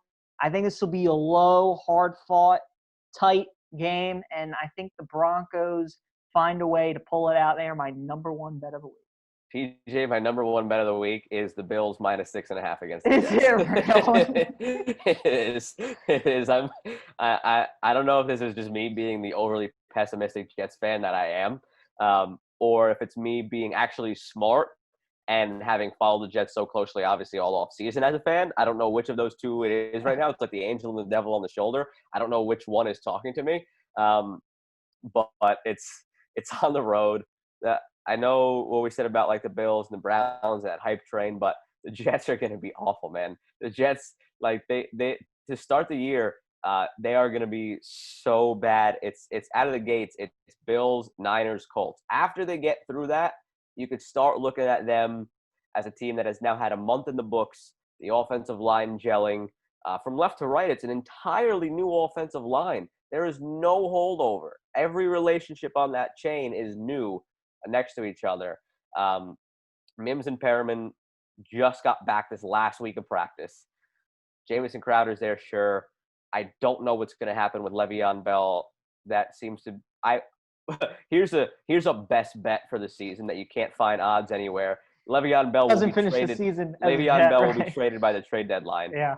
So there's just too many things that can blow up on the Jets, and the defense, they got to figure so much out with Mosley and Adams gone from last year's team. The corners, who knows? Let me ask you though, if it's so obvious that the Bills 6.5 is just too small, then why is it 6.5? PJ, that's what gets me. That's my one gripe with gambling. There's many bad beats and whatnot, but right. That is one of my things that sometimes I think that, the sharps and the squares and this and that, right? I think sometimes there are certain games where everybody gets too overly caught up in that instead of just looking at the football of it. And this, to me, it doesn't happen often. It doesn't happen often. Like 7 times out of 10, you could say, all right, the money's on them, the public's on them, the line hasn't moved, whatever, go through it and you find your play. This is one of those where even though that's in play, I'm just looking at it as a fan of the Jets, mind you, picking against my own team. And I'm sitting here saying, I think this is just one of those weeks where it's the sharps just playing it the way they're playing it for the sake of it because the public is playing it the way the public's playing it. And it just doesn't match with the football on the field to me. So here's my thing. I know. So you love the Bills minus 6.5, but you won't pick them as your survivor pick this week. Why is that? Oh, I did pick them as my survivor pick this week. You picked the Bills? Yeah, we talked off air about this. I didn't want to double up. That was the thing. I'm in 2 of them, and in the one that we're in, I did not pick the Bills. That's what we were talking about. But in my other survivor pool, I did. I just didn't want to double up. I considered doubling up, but I did not. I went with the Chiefs in ours to get that out of the way tonight, and with the Bills in the other. Okay. Because that's how I think of it too. I'm like, would I take the Bills in Survivor? Like, I wouldn't trust the Bills in Survivor, so why would I pick a minus 6.5? So we'll see what happens, though. Joe, how about that? We're both going against our teams in week 1. That's not good. All right, well, and again, usually we're going to record these on Wednesday. Today we're doing it Thursday morning. With the ever-changing pandemic that is going on, these picks could change. I'll tweet them out Saturday before the college game starts. I tweet mine out as well every week, and we'll I'll tweet our picks out on the Glass of Joe Twitter account. But as of now, those are the 5 that we're leaning towards. And like we said, each week we'll probably whittle this down to just our 5 bets, or maybe a couple other games we want to talk about. We don't have the intentions of going through all 16 games every week. Otherwise it's going to turn into just a strictly NFL picks podcast, which we don't want to turn it into. Sure. We want to talk PGA. We want to talk NBA, NHL. It was just that the way this week is gone, we figured there wasn't anything that we really wanted to jump out with that would overtake football being back, the Christmas week that it is, or Hanukkah week that it is. 100%. And really enjoying it and going through them all. So we will tweet them out every week. You will see all our picks every week. We will keep tabs against each other. We got to think of a wager between us for season's end. But we've got time to let Waffle that marinate. House. I mean, how does that sound? That sounds good. Good. Whenever you're in the area, I guess. So yeah. Whenever Waffle Houses in Florida, is there? There's a ton of them. Okay. It's everywhere. There we go. That's perfect. Waffle End of the House season. done. End of this. We'll add another fun part to it. Not that our teams are rivals, but whenever it's safe to go into a Waffle House again, loser has to buy the other person Waffle House while wearing the shirt of that person's team. So either you're buying me Waffle House in Jets gear, or I'm buying you Waffle House in Ravens gear. Love that. Absolutely love that. Love that. Beautiful. All right. So, Joe, as always, you know the deal. Trivia time. It is Jets-Ravens this week. Jets-Ravens this week. It's 6 to 4.5. It is 5? 6. It is 6 to 4.5. 6 to 4.5. All right. So I'll give you your question first. I was hard on you last week because it was a crapshoot question. This one I think you're going to like much. I'm sorry, it's 6 to 3.5. I've got 6 to ground 3.5. covered. Okay, Yes. okay. So hopefully we can get you to 4.5. It's the same question I gave Pete Hailey, but for your Jets. Okay. Who are the 4 teams the Jets have faced on opening day the last 5 years? So they've played one team twice. Whenever you're ready, go for it. Okay, I am ready. Go ahead. The Bills. The Bills, they have played twice. That is correct. Yes. Okay, the last 5 years, they have played the Browns, The Browns was 2015, correct? and they have played the Lions. Monday night 2018, correct? One And more. like Pete, I got those 3 out of the way easy, and it's the last one. So like Pete, which year am I missing? 2016. 2016. Okay. So 30 seconds. You got 2016 60 left. Yeah, I got plenty of time. 2016, it's 2020. That means in 2016 they also played the NFC East. I don't think they opened against any NFC. I'm sorry, no, not the NFC East. They played the NFC West. I don't think they opened against a Western team. I don't think they opened in division. I was probably at this game. Shoot, the last one's always the hardest. 30 Gosh. seconds. 2016, the Bengals. Correct. Bengals. Cincinnati Bengals. I was there. I said I was there, and this is, I don't know why this is the memory that came to mind, PJ, but this was very soon after Harambe died. Remember that whole thing? So at the game, there were Jets fans that held up a sign that, because it was the Cincinnati Zoo, and they were playing Cincinnati in week 1. So there were fans holding up. There was a sign of Andy Dalton, and it said, because you know how with his nickname, the Red Rifle, Yeah. it said, "You killed Harambe." Oh my God. So that's what That jumped is into my mind. awful. So yeah, That's you what got jumped it. into my mind. So there we go. Buffalo- All right, you got me to 4.5. So Buffalo was 2019-17, Lions 2018, Bengals 2016, Browns 2015. So just like the Washington football team has faced the Eagles 3 out of the last 4 years, you're facing Buffalo 3 out of Buffalo early and often, and Yes. the years that you've mentioned that they haven't played the Bills in week 1, 2 of those times they played the Bills in week 2 Thursday night, so they got them out of the gates right away. True. All right, there you go. So well done, 4.5. All right, so now my question for you, it's similar to some things that we've kind of done in the past as far as the general idea about a team's record against other teams in the league. Now, the Right. Ravens, since their inception, they've had a lot of success. You know that as a Ravens fan. There are only 8 teams in the NFL, 8 teams only in the whole league that they have a below 500 record against. I want you to give me 50% of those. If you could give me 4 of the 8, you give me 50% of the teams that they have a losing record against. I will give it to you, and your time starts now. The Packers. Packers are one of them. Patriots. Patriots are one of them. Steelers. Steelers are the closest one, but yes. 3 of the 4. Not the Bengals, not the Browns. Ooh, the Texans. Man, they beat the Texans. You got a whole minute left. You got all your strikes to work with, so you're in a good spot, just like I was.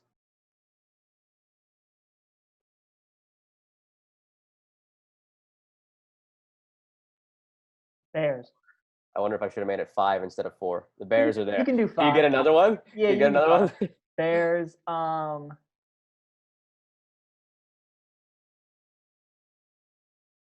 I'll give you a half point if you don't get the 5th, since you already got the 4 that I said. So it would put us on even pegging with both having a half win. I'll go Vikings.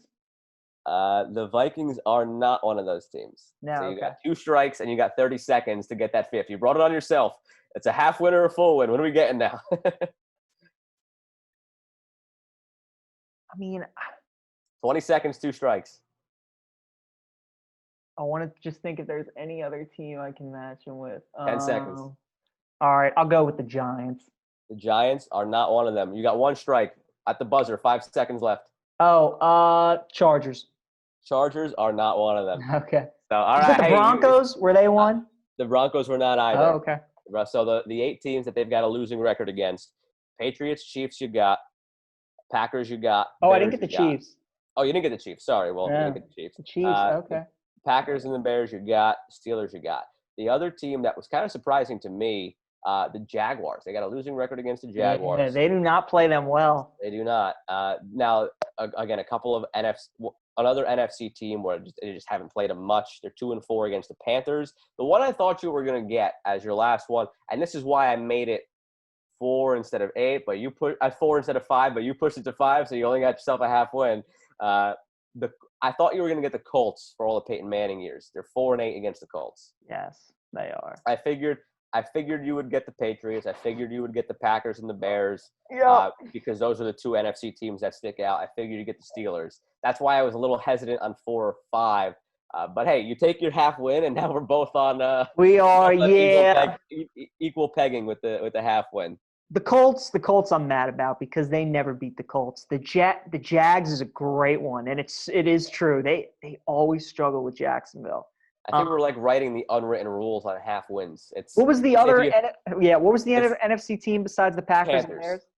Panthers. Yeah, it's if you get one right off air and then get one on air wrong, that was a half win for me. Right. Or if you get cocky and want to give a 5th instead of a 4th, and you don't end up getting the 5th, you get a half win. So well, you gained ground on me, and my lead's now 2, 6.5 to 4.5. 6.5 to 4.5. Nice. All right, well done. Well, Joe, that was a lot of fun. You excited for some football tonight? I'm so excited for it. I'm sure it's not the highest quality, but I got an Outback gift card, so I'm just going to get a full rack of ribs. Oh, baby. Home. I got a couple of good beers that I went out to buy. I'm going to do it up nice. You know what the most underrated part of the NFL returning is all the morning shows before the 1 o'clock kickoff when you get to turn on CBS, Fox, ESPN, NFL Network, and it's great. It's great. And at work, we've got a ton of TVs at work, and I've been told that between Red Zone and between other things that I'm not going to miss any second of any game when I'm at work on Sundays, which is nice. That is excellent. Enjoy. Well, good luck to your Jets. Hopefully they lose by less than 6.5. That'd be awesome. And we'll see what happens next week. Thanks again to Pete Hailey for joining us. Good luck to his Washington football team. And Joe will be back next week for, another busy week. We'll have football, college and NFL, U.S. Open to talk about. NBA, we'll know the conference finals matchups. We might know the Stanley Cup final matchup, possibly. So might. So we'll see what happens. It's going to be a lot of fun. And then baseball, they'll have like a week. We'll start having it. We've got a couple weeks without talking baseball because it's been just in the middle of the year. But they're starting to rev it up. But it's starting to rev up. So absolutely. We got to get back into that next week. So, we'll see you next time for week 17 episode.